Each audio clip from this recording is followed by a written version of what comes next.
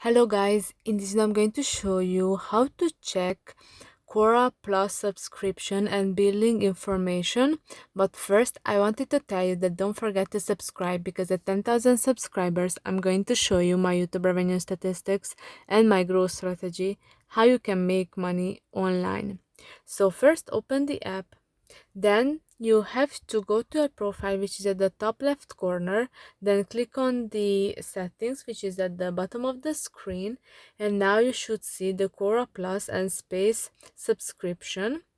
And here, if you are a member of Quora Plus, here will appear your subscription.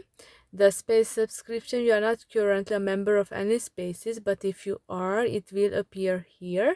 Then the payment method, you have no saved payment methods, but if you are someone who lives in a country which is eligible for earning money on Quora, then here you will have the possibility to save your payment method or change it.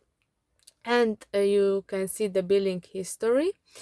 So this is for this video. I hope that it was helpful for you. If it was, please consider subscribing, and see you in the next one. Bye bye.